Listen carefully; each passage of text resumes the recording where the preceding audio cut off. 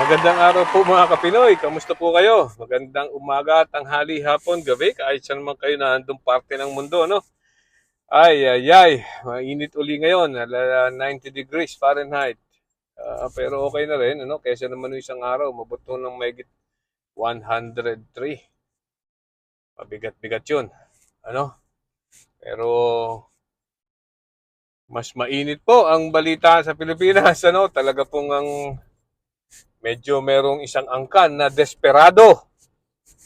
Desperado na mawala sa pwesto, nag-aamok na ano. Ano ba sinasabi ko? Talaga naman ano. Okay, so na kaninang hapon ho ay nagsalita si resigned DepEd Secretary and now still the Vice President Sara Duterte, no? Na pinaalam niya o pinalabas niya o pinamalita niya, no? Na si Rodrigo Duterte ang kanyang ama, si Pulong na ngayon ay congressman, at saka si Baste Duterte na mayor ng Davao ay tatakbo daw po na senador. Ano? Tatakbong senador sa 2025 midterm elections. Wow, tatlong Duterte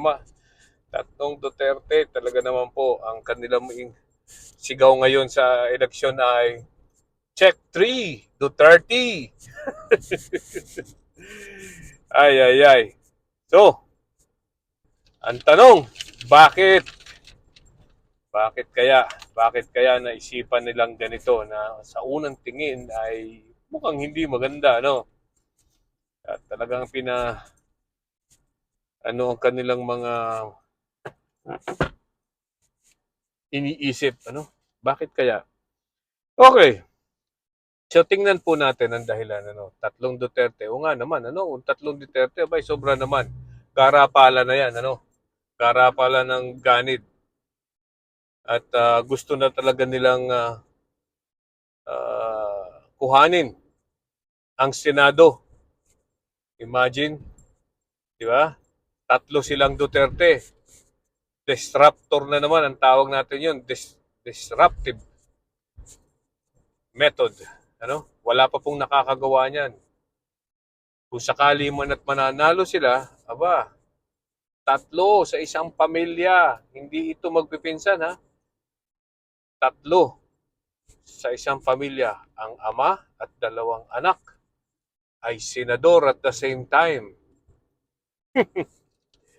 Okay. So, pero ano kaya? Anong nasa likod ng kanilang pag-iisip na yan? Ano?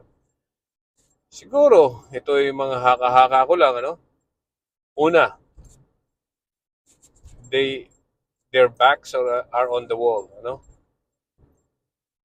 Kasi po, medyo nasisikipan na sila. Unang-una, yung kanilang mukha pong wala na atang miyembro ang partido ng Demokratikong Pilipino, ang PDP laban, ano? O yung kanilang PDP party. Mukhang baka hindi na makumpleto yung kanilang slate. Sila pa naman na sinasabi nilang sila ay oposisyon. Ano? So, mukhang wala po kasi kahit nung si Bato, nagpaparinig na ata na tatalo na, no? Tatalon. Ito namang si Bongo ay tinira ni Baste nung isang araw lang, ano? At ginagamit daw ni Bongo yung kanyang ama. Wala daw pakinabang si Bongo. Ano? So, padalawa, ano pang nasa isip niya? Siguro gusto nilang i-prove na pagkatapos itong mga pangyayaring ito na katulad ng pagbibitaw ni Sara Duterte sa kabinete, ano? Natanggalan sila ng mga confidential funds, ano? Aba gusto nilang patunayan na sila ay malakas pa rin, ano? At marami pa rin silang malolokong Pilipino. 'Yun ang gusto nilang patunayan dito.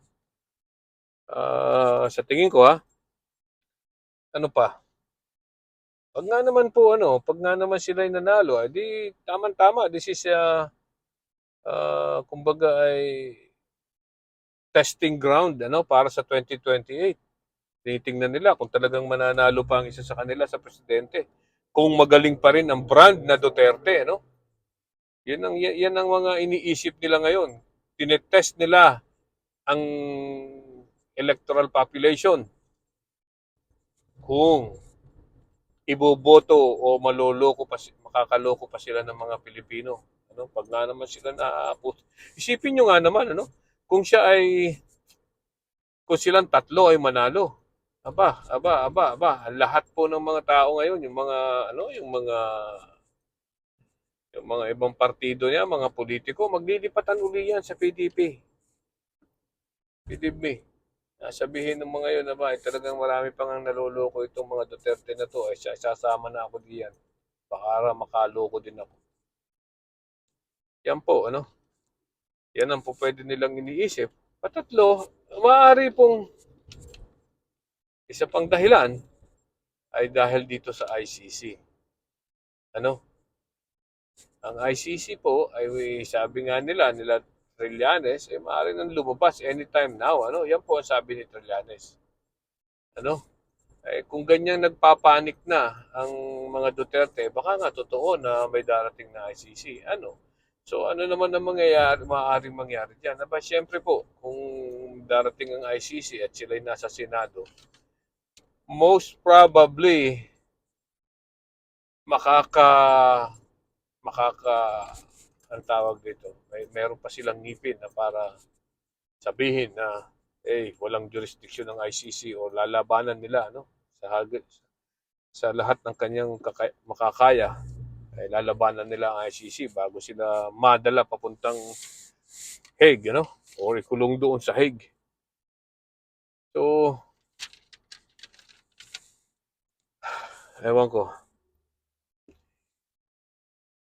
Mukhang nakatawa-tawa itong aking sinasabing ito, Ako'y natatawa, pero ako'y nag-aalala.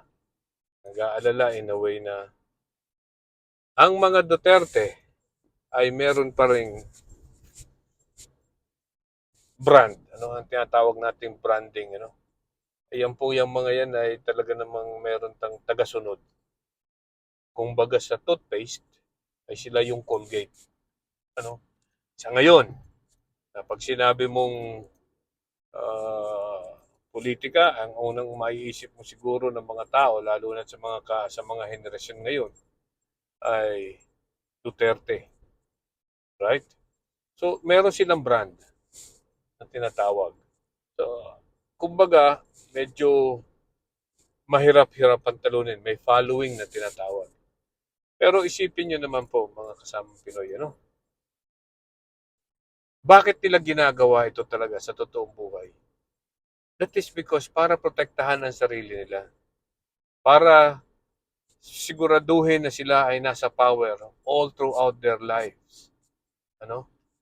At alam naman po natin, wala namang problema kung sa akin kung siya ay, kung ang isang political clan ay talagang magaling at iniisip ang kapakanan ng bansa, ay kahit po habang buhay, andyan na sila, Yan naman ay isang angkan laang. Pero kung tutuusin,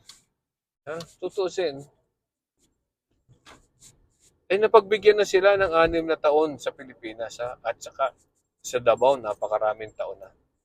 Pero sa buong Pilipinas po, 6 na taon. Pero tingnan nyo naman kung ano ang nangyari sa Pilipinas. Gumanda ba? Sa totoo lang, gumanda ba? Nung panahon po ni Pinoy, consistent po na 6 or 7% ang pagtaas ng GDP taon-taon. Yung kay Digong, nawala ang mga investors, bumagsak ang ekonomiya natin, ang GDP natin, ang increase ng pagtaas ng ekonomiya ay nasa bandang 5, 3, 4% yearly. Ay napakababa po nun. Ano? Tumaas po noong 2021. Bakit? Dahil, totoo naman na lahat noong panahong yun ay nagtaasan. Dahil nagsisimula na pong bumangon mula sa pandemic. Alright, so, padalawa yung nangyari sa drug war. Ang kita nyo naman ang higpit ng drug war na yun na tinitira lang ay yung mga mahihirap. Wala namang nahuling malalaki Yung mga mahihirap ang tinira at yun ang mga pinagpapatay. Na napapatunayan natin ngayon na yung mga taong yun ay hindi naman lahat ay talagang drug addict. At even if they are drug addicts, karapatan nila na ipagtanggol ang sarili nila sa husgado. Kahit naman ho doon kahit sa araw na yun, nang hinuli sila, hindi na sila pinagbigyan magtanggol, pinatay nila. So, yan po ang mga pag-iisipan nyo, Pag-isipan yung mabuti. Dahil kung yan tatlong yan, kahit isa man lang dyan ay lumusot, ay talaga naman pong masasabi nating napakabobo ng mga Pilipino. Bakit na?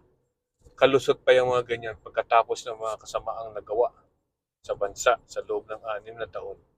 Hindi lang po pala yun, Sa loob ng 6 na taon, yung utang natin, nakasimula pa ay hanggang sa bago sila umupo ay hanggang 5 trilyon.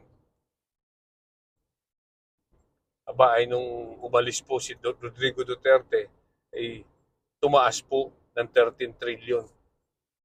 Isipin nyo, dumobleng mahigit ang utang ng Pilipinas. So, hari nawa po Hari nawa. Kung totoo man ito, hindi rin natin alam kung talagang totoo nga na tatakbo itong tatlong ito sabay-sabay sa Senado. Hindi naman sila magkakahalaban-laban dahil yan ay pare-parehong Duterte, yan may iba't iba ang pangalan, so i-check lang yan, check. Pero isipin nyo na lang mabuti kung ano maaaring mangyari diyan pag yung mga yan ay nasa Senado. Hindi po maganda ang pangyayaring yan. Okay? So, maaaring mangyari pa yan. Baka naman yan ipalabas lang nila. Alam nyo naman ng mga Duterte, baliktaran. Bukas oo, bukas hindi. Bukas oo, mamaya hindi. Mga ganun lang po yung mga yan. So, tingnan natin. Pero, pinangungunahan na po namin kayo. Baka naman po, pag-isipan yung mabuti ang inyong i-check na sa balota kung ito man tatlong ito ay naandun. Pag-isipan yung mabuti bago i-check kung gusto nyong i-check ito. Yung mga pangalan ng mga yan. Okay? Pag-isipan nyo lahat kung ano nangyari noong 6 na taon na nandyan si Rodrigo Duterte. Kung meron ba talaga siyang nagawa at napaganda ba ang bansa. Okay? Alright? So, magandang araw po muli sa inyong lahat. Goodbye!